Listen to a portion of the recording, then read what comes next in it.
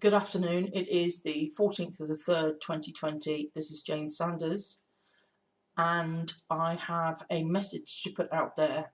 First and foremost, I'll tell you who I am.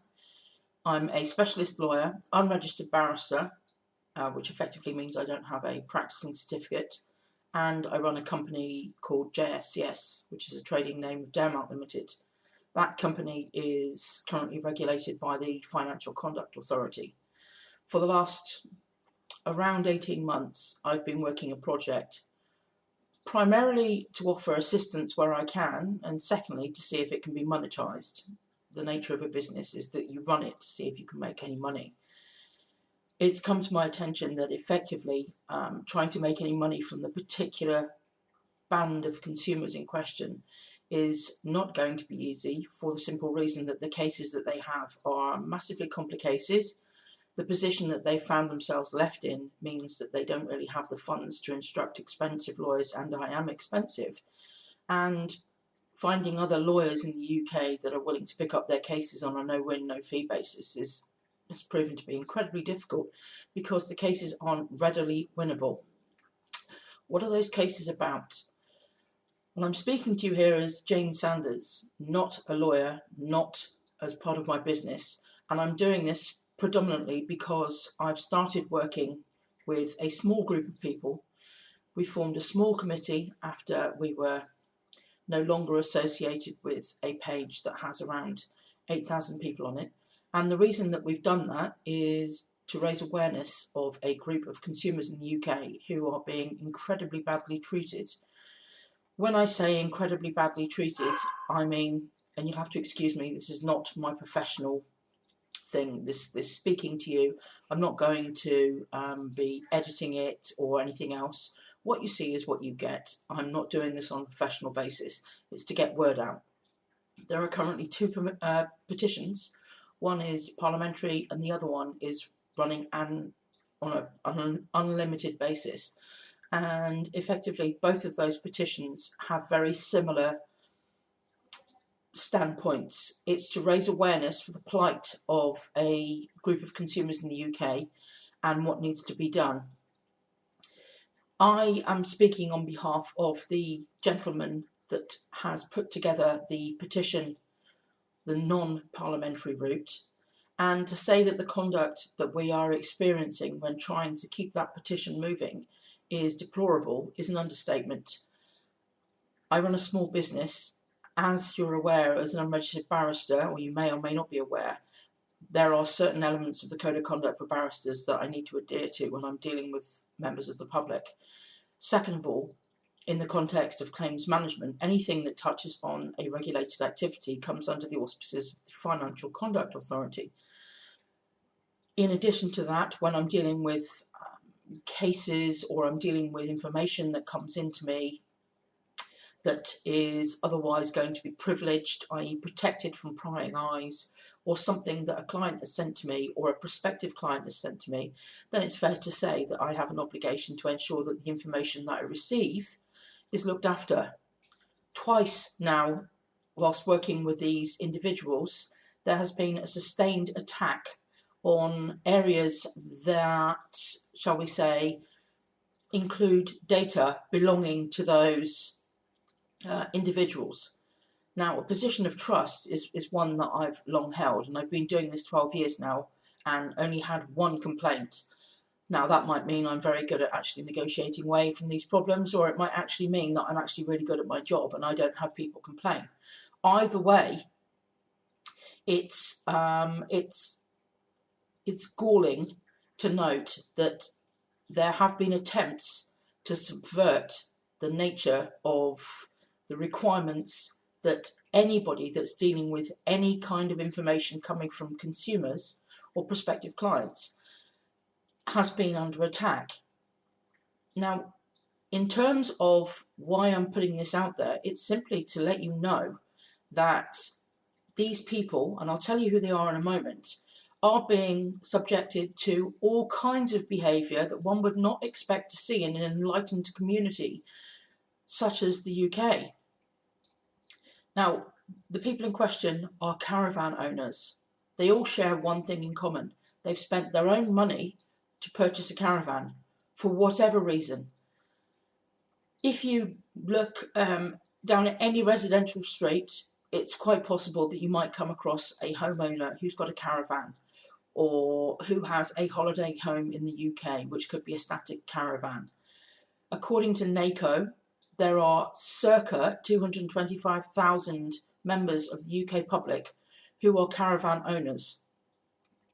There's obviously an appetite for caravans, predominantly because the UK is absolutely stunning and there's lots of areas in the UK that are largely undiscovered. So parks find a site where they may be able to get permissions to put properties. If the permissions aren't given for properties because there's not enough services to justify planning permission, it may well be that they are able to offer services such as sites for lodging static caravans. These caravans can range anywhere from £10,000 second hand up to £350,000 for a lodge. Since working this project, what has come to my attention and what's become absolutely abundantly clear is that there are a number of individuals that are living on sites that are not fit for residential use, i.e. the local authority would not grant planning permission for one reason or another, one reason being on one site that I'm aware of that there is there's no availability to services, i.e. gas and electric, and second of all, it's a floodplain. Then the local authority and planning permission, the areas that deal with planning permission won't grant it because it's not considered to be safe for parts of the year for consumers. Now contrast this with a holiday park, and again, I have absolutely no issue with businesses making money. We are a consumer-fed industry. We make money with consumers, off consumers, performing services for consumers. I don't have an issue with that. It's how we perform those services and what we offer. In terms of the caravan owners, it's come to light that once they've bought their caravan, they find out that things weren't quite as they were sold, or they found out that the caravan that looks absolutely stunning actually can't be used in the manner in which it was sold, or they find out if they've sold bricks and mortar and gone into a caravan believing that they can stay there for 50 weeks of the year and not breach any of the rules and simply go on holiday for 2 weeks of the year to comply with the pitch standards and the pitch licence granted to the park holidays. And when I say park holidays, I mean the holiday parks generically. It becomes apparent that even though they may have done that, if they've only spent £25,000 on a caravan and it happens to have been second hand, for instance, that in actual fact, in the colder months, depending on when the 2-week shutdown is, and of course that only applies if it's a 50-week licence for that park, it could be 3-month shutdown, that they could actually end up living in a caravan that's not actually fit for human habitation for that long a period.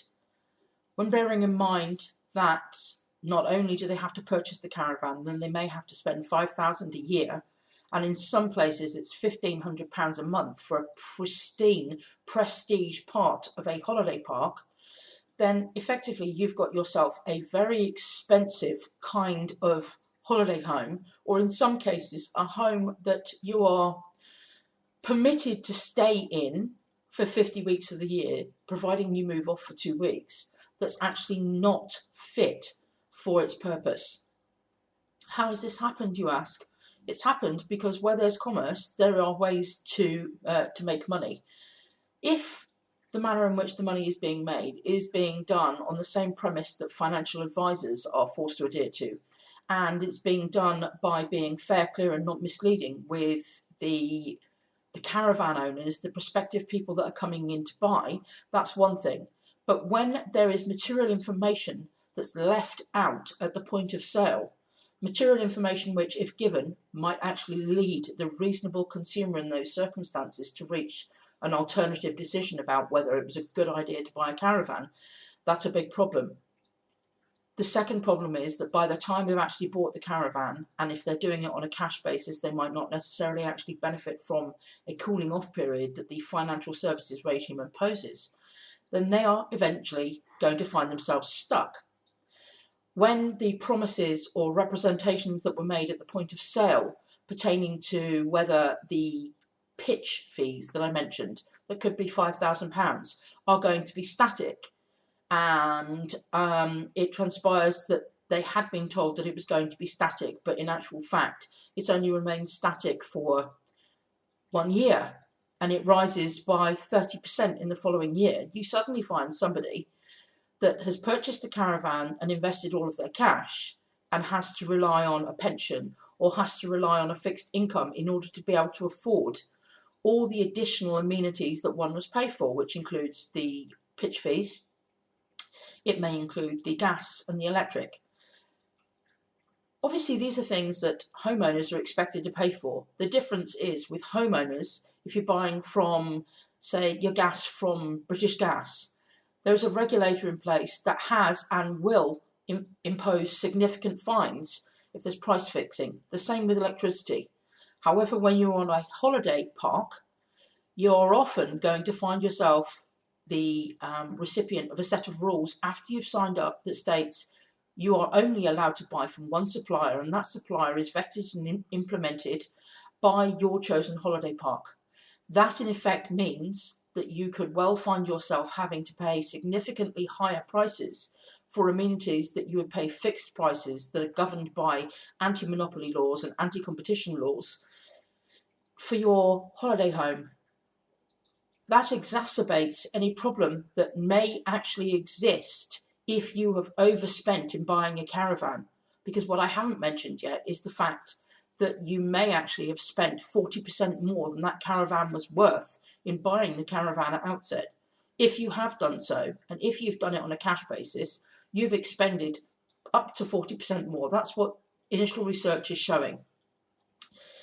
When you add in the fact that the price hikes that are associated with the price of the, what's the word I'm looking for? The pitch fees can go up. You're not actually given the warnings because they don't know how much they will need to put them up on an annual basis. Add the increase to that, then the additional sums that one needs to pay for gas and electric, and the fact that you can't go and get it from somewhere else.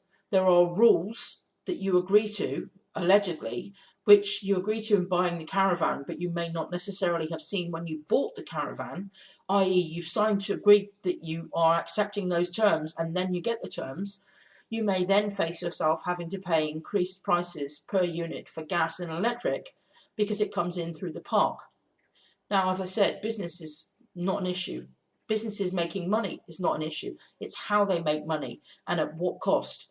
Because in my industry, which is legal services and defence and complaints against regulated entities, and those by that I mean entities regulated by the FCA, they have a duty to ensure that as far as possible they are doing business in a manner that's fair, clear and not misleading. They would not be allowed to price fix. Their terms and conditions have got to be fair, clear and not misleading, and their files have to stand up to scrutiny after the fact. That puts a heavy burden on those parties to ensure that when they're doing business, they are doing it as crystal clear as possible to ensure that people like me can't come in and absolutely destroy their business. Now, what's now come to light with the petition that is being circulated by a gentleman called Keith Whitehouse is that there have been 2 attempts to stop me actually working with consumers, to make me look silly, to make me look unprofessional, to make me look like I am up against not only the holiday parks, but also a member of the public that's done an incredible job campaigning for these individuals. But this gentleman's petition, something that he designed and put together to assist fellow caravan owners around the UK, somebody has managed to have that deleted. Now, both of those issues that I've raised, the one where somebody's suggesting that I wouldn't be honest enough to say that my endeavours to bring massive cases have failed, and they have. Effectively, if you consider the attempts that have been made to discredit myself, but worse than that, to stop a member of the UK public from actually launching and escalating a petition that's taken off at a rate of knots, what is this country coming to? This is not a United Kingdom. This seems to be, it just seems to show that the conduct of some individuals trying to stop something like a petition that is actually flagging up issues with members of the UK public. It's, quite frankly, it's astounding. I've worked on some multi-million-pound consumer frauds and been actively part of strategies for providing remedies for consumers, thousands of consumers. And as yet, I've never seen conduct like this. Am I surprised? Yes, I was blindsided. Am I going to accept it? No, because where there's a will, there's a way. And the will of the people that are being, shall we say, ripped off is strong. It meant that they've had to go into hiding and that I will be putting this on a YouTube channel. But the most pressing issue is, at present, COVID-19.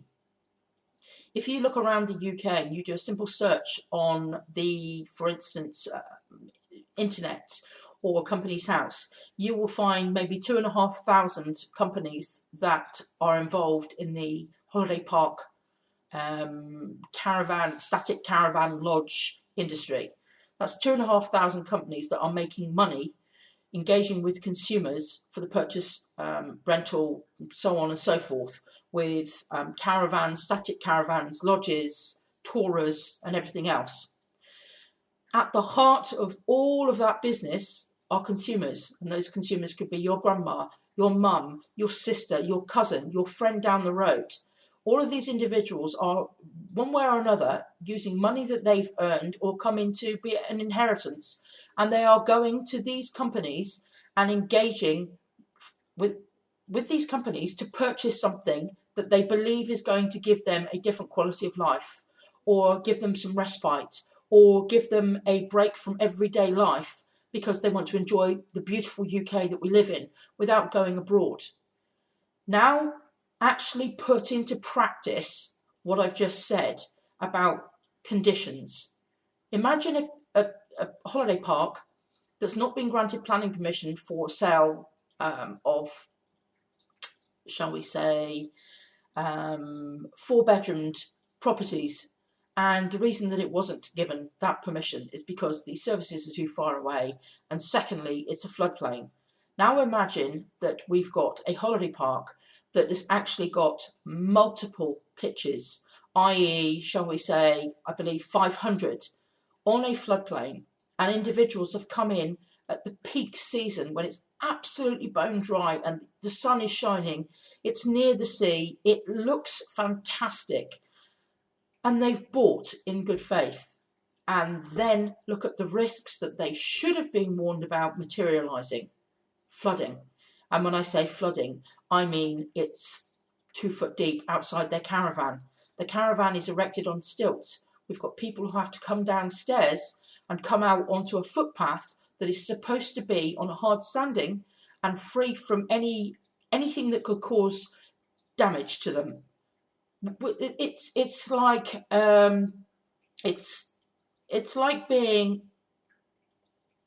having a home on stilts out of a swimming pool. Then add the other aggravating factors, that when there's that much water on a site, it's going to affect the plumbing. So not only have those individuals been the recipients of incredible amounts of rain, which is normal because you'd have that in a bricks and mortar home, but they also have the issue of the flooding. And with the flooding, the inability of the plumbing and the filtration systems to actually deal with the need to take away human waste, which means that on one of those sites, there has been human waste floating around when they have to get out of their caravan, step down onto the paths and go out of that area onto a main road. Then add in some of the other horror stories, and that's just one example. With one main holiday park in the UK, they've got over 30 sites. I've just told you about one. That one holiday park and that site has been on the local press. it's been on the television, and it's been on the television because of the manner in which these holiday homes are being sold to members of the UK public. That could apply to anybody that you know. Off the back of that, we then have the situation that these caravans are very closely located to one another, bearing in mind that as a business you're going to want to maximise the revenue on your return. So they put them as close together as possible. We've also got instances where the entrance has been waterlogged, which means you can't get in and out properly. Then add to the fact that these individuals who are living on site are actually needing to go and get their goods, their groceries, from one place on site because they can't necessarily get off because it's waterlogged. And you have a system where you are creating perfect conditions for the spread of COVID-19. It's like an incubator. On top of that, you've got circumstances where those tin cans, because that's what some of them have been labelled, that aren't fit and proper for ordinary habitation of 50 weeks a year, are then not actually keeping these individuals warm. Add to that respiratory problems. Add to that the fact that they don't have another property that they can go to. Add to the fact that they may be waterlogged and that there may be an awful lot of people coming in and out at one point.